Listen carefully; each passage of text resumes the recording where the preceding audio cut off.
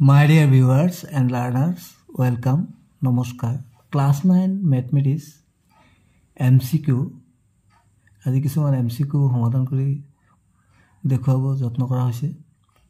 Number 1 তলৰ কোনটোৰ দশমিক বিস্তৃতি পৰিসমাপ্ত মানে দশমিকত যদি আমি প্ৰকাশ কৰোঁ পৰিসমাপ্ত মানে আমি সমূহটো পাই যাম। Which of the following is a terminating decimal? 11/12 আছে 5/6 আছে 2/3 আছে 3/8 আছে একেবাৰে ইজি এটা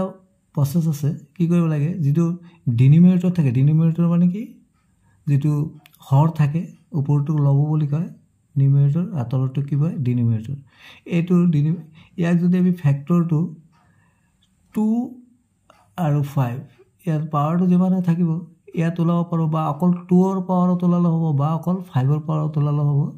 তেতে হলে এটো টাৰ্মিনেটিং হয় যেনেকৈ আমি 12 কৰো 12 কিমান পাম আমি যদি ফ্যাক্টৰ ওলাও উৎপাদক ওলাও তো কিমান পাম 12 2 6 2 3 তারপরে আমি কিমান পালো 2 স্কয়ার ইনটু 3 কিন্তু 3 পাই গলো যে কি হ'ব লাগিব বেস টু 2 আৰু 5 বা 2 অকল বা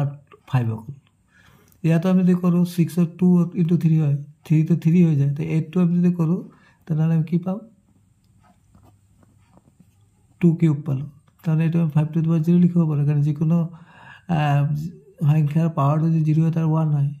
তো একই হল তার মানে 8 1 যা 80 হল তো 2 8 টু বেস 2 ইনটু 5 এই বেসত করিলে তাহলে এটাই হবে টার্মিনেটিং আর পরিসমাপ্ত তাহলে আমি কি দেখিলো ডি অপশনটো উত্তর পিছৰটো যদি √2 ইকুয়াল 1.41 তেন্তে √8 or মান হবো if √2 equal 1.41 then the value of √8 কিমান হবো আমি √8 তো যদি মেদৰে উলাইলম কিমান পাবি √8 তো মানে কি 2 into 2 অলপ আগত আমি ফ্যাক্টৰ উলাইছিলো তেনে কি পাম এই জোৰৰ পৰা এটা জোৰৰ পৰা এটা ফ্ৰী হৈ যায় কিন্তু এটো 2 এটা থাকি গল এটো √2 তো থাকি গল তেনে আমি কি কৰিম 2 into √2 ভ্যালু আমি জানো 1.41 কিন্তু কৰিলে কি হ'ব 202 4 to the 8 202 decimal ইয়াত আছে তোমাৰ 2.82 অপশন কিটা কত পালে 2.82 এটা হ'ব এটা বিছৰটো এটা বস্তুৰ বিক্ৰী মূল্য 3600 টকা লাভ পালে 600 টকা বিক্ৰী কৰি লাভৰ শতকৰা হাৰ কি মানে the selling price of an object is ₹3600 if a profit of ₹600 is gained after selling it what will be the percentage of profit to আমি কি দৰে ওলাব লাগে ইয়াৰ এটা ফৰ্মুলা আছে percentage of profit যেটো মানে লাভৰ শতকৰা হাৰটো কি দৰে ওপৰত থাকিব কি টোটাল প্ৰফিট লাভৰ আৰু তলত থাকিব কষ্ট প্ৰাইস মানে কিনা দাম ইনটু 100% এইটো হ'ল ফৰ্মুলা কষ্ট প্ৰাইস মানে কিনা দাম ইয়াত আমাক কি দিছে সেলিং প্ৰাইস দিছে মানে বিক্ৰি মূল্য দিছে আৰু লাভ কি দিছে লাভ দিছে টোটাল লাভটো তানে আমি জানো যে আমি কষ্ট প্রাইস বা কিনা দামটো কি দৰে ওলাম কষ্ট প্ৰাইস ইকুয়াল টু ফৰ্মুলাটা আছে আমি সেল প্ৰাইসৰ পৰা আমি প্ৰফিটটো মাইনাস কৰি দিম মানে লাভটো মাইনাস কৰি দিম সেল প্ৰাইস কিমান আছিল 3600 আৰু প্ৰফিট আছিল 600 তো কিমান পালে আমি 3000 এটো হ'ল কষ্ট প্রাইস আমি বহাই দিও প্রফিট কিমান আছিল টোটাল 600 আর কষ্ট প্রাইস কিমান আছিল 3000 ইনটু 100% a0 ক্যান্সেল কৰিলে a0 ক্যান্সেল কৰিলে a0 ক্যান্সেল কৰিলে 3 to the 6 কিমান পালে আমি 20% তো 20% কত আছে আমি দেখলো সি অপশন আছে নাম্বার 4 x³ + 1 x + 1 এৰে হৰণ কৰি পোৱা ভাগে লোৱা তাৰ মানে find da reminder when x³ + 1 is divided by x + 1 তামি একেবাৰে ইজিতে কৰো যে x + 1 ইকুয়াল টু যদি x ৰ ভ্যালু আমি কিমান পালো -1 এটা বহাই দিও x³ + 1 তে x ৰ মানটো আমি কিমান পালো তাৰ আমি px টো ধৰি লৈছো x ৰ মান কিমান পালো আমি -1 তো -1³ + 1 -1 কিউব 1 অফ কিউব কৰিলে তো 1 ই হ'ব তেনে কি হ'ব যেটো পাৱাৰটো আমাৰ কি আছে অড আছে মানে অযুগ্ম আছে তেনেহ'লে মাইনাছটো থাকি যাব -1 ইয়াত থাকিলে +1 1 1 গ'লে 0 তো অপশ্যন এতে আমি দেখিলোঁ 0 আছে ইয়াত দিছে আয়তকাৰ ফুলৰ বাগিচা এখনৰ দিক 30 মিটাৰ আৰু ইয়াৰ কালি 600 বৰ্গমিটাৰ হ'লে বাগিচাখনৰ পৰিসীমা হ'ব The length of a rectangular flower garden is 30 meter and its area is 600 square meter. Then its perimeter is আমি পেৰিমিটাৰ উলিয়াবলৈ আমাৰ ফৰ্মুলা দেখি পেৰিমিটাৰ মানে পৰিসীমা মানে আয়তকাৰ যিকোনো বস্তু পেৰিমিটাৰ যদি আমি ওলাব যাওঁ আয়তৰ যদি আমি পেৰিমিটাৰ ওলাব যাওঁ ৰেক্টেংগুলাৰ এফালে 2 * L + ব্ৰেথ মানে দিক প্লাছ প্ৰস্থ আমাৰ ইয়াত কি দিয়া আছে ইয়াত দিয়া আছে লেন্থটো দিয়া আছে মানে বাগিচাখনৰ দিকটো দিয়া আছিলে তেনেহ'লে 2 * লেন্থটো দিয়া আছে কিমান আছিলে 30 আমাৰ ব্ৰেথটো নাই মানে প্ৰস্থটো নাই প্ৰস্থটো আমি এই এৰিয়াৰ পৰা ওলাম আমি জানো যে ৰেক্টেংগুলাৰ মানে আয়তৰ এৰিয়াৰ ফৰ্মুলা হ'ল লেন্থ * ব্ৰেথ এতিয়া আমাক এৰিয়াটো দি দিছে মানে কালিটো দিছিলে কালি মানে এৰিয়া ইয়াত দিছে 600 বহাই দিলোঁ লেন্থটো দিছিলে আমাৰ 30 ব্ৰেথটো ওলাবলৈ তো ব্ৰেথটো কি হ'ব 600/30 0 কেঞ্চেল কৰিলোঁ 3 * 6 20 পালোঁ 20 মিটাৰ পালোঁ 20 বহাই দিলোঁ ইয়াত তো 2 * 30 + 20 কিমান হ'ব 50 50 * 100 100 মিটাৰ আমি অপশ্যন চাই লওঁ প্ৰথম অপশ্যনটোতে 100 মিটাৰ আছিলে 6 নম্বৰটো 2 +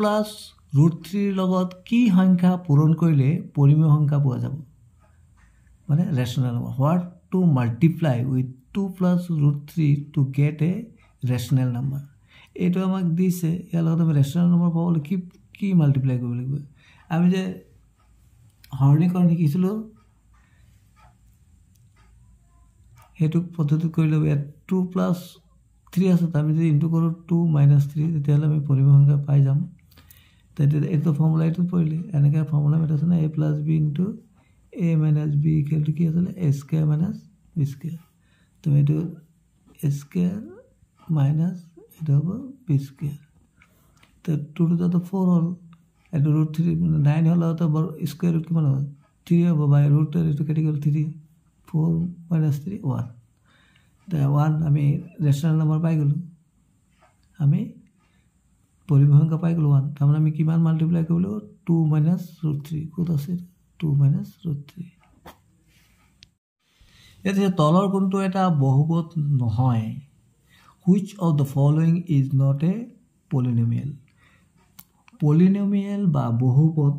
হ'বলৈ কি হ'ব বহুপদ বা পলিনমিয়েলৰ কি থাকে তাৰ যিটো ঘাত বা পাৱাৰ থাকে পাৱাৰটো সদায় কি হ'ব লাগিব পূৰ্ণ সংখ্যা হ'ব লাগে কি হ'ব লাগিব পূৰ্ণ সংখ্যা হোল নম্বৰ হ'ব লাগে তাৰ ঘাত বা পাৱাৰটো হোল নম্বৰ হ'ব লাগে হোল নম্বৰ কোনবিলাক যেনেকৈ 0 1 2 3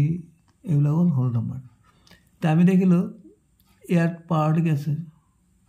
2 আছে এইটো হোল নম্বৰ তেনেহ'লে এইটোতো পলিনমিয়েল হয় তাৰমানে বহুত আহে ইয়াৰ পাৱাৰটো 2 আছে তো এইটোও পলিনমিয়েল হয় ইয়াত দেখিলোঁ আমি এই যে এইটো √x আছে ইয়াৰ পাৱাৰটো কি বুজায় এই √2 কি বুজায় √2 বুজায় 1/2 বুজায় তো 1/2 তো পূৰ্ণ সংখ্যা নহয় মানে হোল নম্বৰ নহয় তেনেহ'লে এইটো হ'ব উত্তৰ এইটো পলিনমিয়েল নহয় বা বহুত নহয় পিছৰটো x অক্ষৰ পৰা p8 - 9 বিন্দুটোৰ দূৰত্ব হ'ব the distance of the point p8 - 9 from x axis is কোনটো হ'ব আমি জানো যে যদি x অক্ষৰ পৰা দূৰত্ব উলিয়াব লাগে তেনেহ'লে আমি y ৰ মানটো ধৰিব লাগে আৰু y অক্ষৰৰ পৰা দূৰত্ব উলিয়াব হ'লে x ৰ মান প্ৰথমটো x ৰ পাছৰটো y ৰ তেনেহ'লে আমি দূৰত্ব ওলাবলৈ কি কৰিব লাগে একেবাৰে ইজি প্ৰচেছটো হ'ল x অক্ষৰ পৰা দূৰত্ব হ'লে আমি কিটো ধৰিব লাগিব y ৰ মানটো তো y ৰ মান কিমান আছে -9 আৰু দূৰত্ব বা দ্য ডিষ্টেঞ্চটো কেতিয়া কি হ'ব মাইনাছ হ'ব নোৱাৰে তেনেহ'লে কি হ'ব +9 ক'ত আছে ইয়াত ডি অপশ্যন আছে ইয়াত এটা আকৃতি দিছে x ৰ মান হ'ব মানে ভেলু অফ x এই যে x ৰ মানটো কিমান ইয়াত 7x এই এংগেলটোৰ মান এই এংগেলটোৰ মান 6x এই এংগেলটোৰ মান 5x আমি দেখিলোঁ এইটো এটা কি আছে ইয়াত এটা লাইন আছে এই লাইনটো কি বুজাইছে এইটো এই এংগেল এই গোটেইকেইটা এংগেল কি হৈছে এইটো এটা ষ্ট্ৰেইট এংগেল মানে সৰল কোণ আমি জানো সৰল কোণ বা ষ্ট্ৰেইট এংগেলৰ মান কিমান 180 ডিগ্ৰী তেনেহ'লে আমি এইদৰে কৰিব পাৰোঁ 7x +